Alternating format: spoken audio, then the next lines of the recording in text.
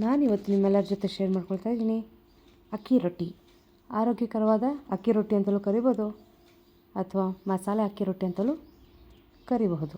ಈ ಸ್ಪೆಷಲ್ ಅಕ್ಕಿ ರೊಟ್ಟಿನ ಹೇಗೆ ಮಾಡೋದು ಅಂತ ನೋಡ್ಕೊಳ್ಳೋಣ. Hi hello friends, welcome back to my channel Parishrama 555. ನಾನು ನಿಮ್ಮ ಲಕ್ಷ್ಮಿ. ಮೊದಲಿಗೆ ಒಂದು ಸೌತೆಕಾಯಿ ತುರಿದಿಟ್ಕೊಂಡಿರೋದು, ಸೌತೆಕಾಯಿ ಬಂದು ಸಿಪ್ಪೆ ಸಮೇತ ತುರಿದಿಟ್ಕೊಂಡಿರೋಂಥದ್ದು. ಇಲ್ಲಿ ಸಬ್ಬಕ್ಕಿ ಸೊಪ್ಪು ತೊಗೊಂಡಿದ್ದೀನಿ, ಕ್ಯಾರೆಟ್, ಕರಿಬೇವಿನ ಸೊಪ್ಪು, ಈರುಳ್ಳಿ, ಸಣ್ಣ ಹೆಚ್ಚಿರುವಂಥ ಹಸಿಮೆಣಸಿನ್ಕಾಯಿ ಮತ್ತು ಹಾಗೆ ಸ್ವಲ್ಪ ಕೊತ್ತಂಬರಿ ಸೊಪ್ಪು. ಇದಕ್ಕೆ ಬೇಕಾಗಿರೋವಂಥದ್ದು ಅಕ್ಕಿ ಹಿಟ್ಟು. ಇಲ್ಲಿ ಅಕ್ಕಿ ಹಿಟ್ಟಾದರೂ ತೊಗೊಳ್ಳಿ ಅಥವಾ ರಾಗಿ ಹಿಟ್ಟಾದರೂ ತೊಗೊಳ್ಳಿ, ಅಷ್ಟೇ ಚೆನ್ನಾಗಿರುತ್ತೆ, ರುಚಿಯಾಗಿರುತ್ತೆ.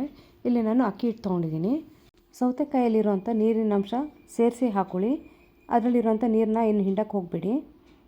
ಈಗ ಅದ್ರ ಜೊತೆಗೆ ನಾವೆಲ್ಲ ಹೆಚ್ಚಿಟ್ಕೊಂಡಿದ್ದೀರೋ ಸಣ್ಣಕ್ಕೆ ಹೆಚ್ಚಿಟ್ಟಿರೋವಂಥ ಈರುಳ್ಳಿ, ಕ್ಯಾರೆಟ್ ತುರಿ, ಸಬ್ಬಕ್ಕಿ ಸೊಪ್ಪು, ಹಸಿಮೆಣಸಿನ್ಕಾಯಿ ಇವೆಲ್ಲ ಬೆರೆಸ್ಕೊಳ್ಳಿ.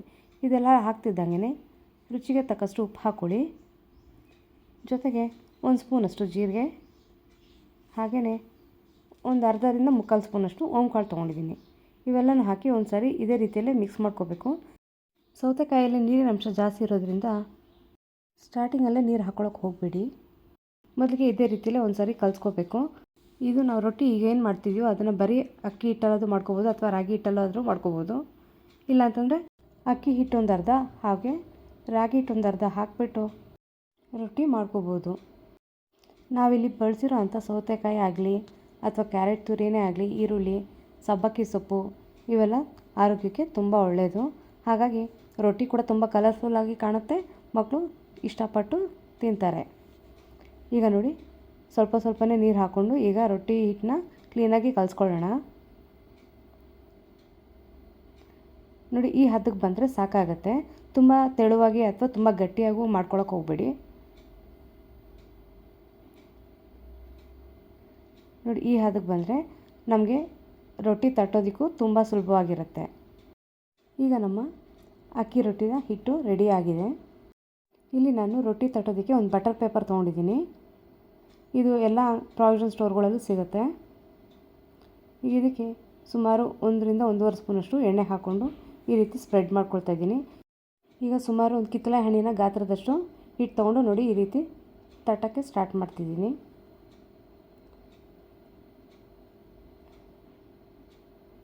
ನೋಡಿ, ನೋಡ್ತಿದ್ದಂಗೆ ರೊಟ್ಟಿ ಈಸಿಯಾಗಿ ಸ್ಪ್ರೆಡ್ ಆಗ್ತಾ ತುಂಬ ಚೆನ್ನಾಗಿ ತೆಳುವಾಗಿ ಬರುತ್ತೆ. ರೊಟ್ಟಿ ತಟ್ಟಕ್ಕೆ ಒಂದು ಸ್ವಲ್ಪನೂ ಕಷ್ಟಪಡದೆ ತನಗೆ ತಾನಾಗಿ ಹರಡ್ಕೊಳ್ತಾ ಹೋಗ್ತಾ ಇದೆ ನೋಡಿ.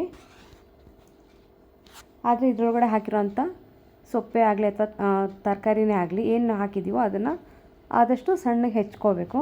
ಈಗ ನೋಡಿ ರೊಟ್ಟಿ ಎಷ್ಟು ಕಲರ್ಫುಲ್ಲಾಗಿ ಎಷ್ಟು ಚೆನ್ನಾಗಿ ಕಾಣಿಸ್ತಾ ಇದೆ ಅಂಥೇಳಿ. ಈಗ ಬಟರ್ ಪೇಪರ್ ಸಮೇತ ಕಾದಿರೋಂಥ ಕಾವಲಿ ಮೇಲೆ ಹಾಕ್ಕೋಬೇಕು.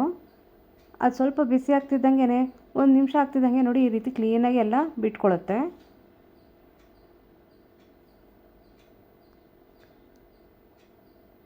ಒಂದು ಕಡೆ ಪೂರ್ತಿ ಬೆಂದಾದಮೇಲೆ ಇನ್ನೊಂದು ಕಡೆ ತಿರುಗಿಸ್ಕೊಳ್ಳಿ. ನೋಡಿ, ಇಷ್ಟು ಬೆಂದರೆ ಸಾಕಾಗತ್ತೆ. ನಮ್ಮ ಅಕ್ಕಿ ರೊಟ್ಟಿ ರೆಡಿ.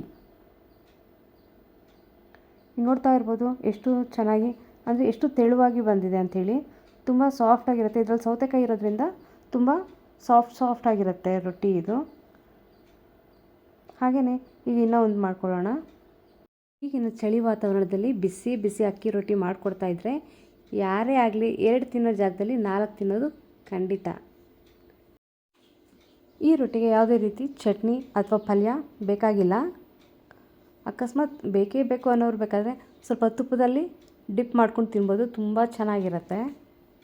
ಈ ರೀತಿ ರೊಟ್ಟಿಗೆ ಸಬ್ಬಕ್ಕಿ ಸೊಪ್ಪೇ ಹಾಕಬೇಕಂತ ಏನಿಲ್ಲ. ಈ ರೊಟ್ಟಿಗೆ ನೀವು ಬೇಕಾದರೆ ಮೆಂತ್ಯ ಸೊಪ್ಪು ಹಾಕ್ಕೋಬೋದು ಅಥವಾ ನುಗ್ಗೆ ಸೊಪ್ಪು ಸಿಕ್ಕಿದ್ರೆ ಅದು ಇನ್ನೂ ಒಳ್ಳೆಯದು, ಅದನ್ನು ಹಾಕ್ಕೊಳ್ಳಿ, ತುಂಬ ಚೆನ್ನಾಗಿರುತ್ತೆ ರೊಟ್ಟಿ.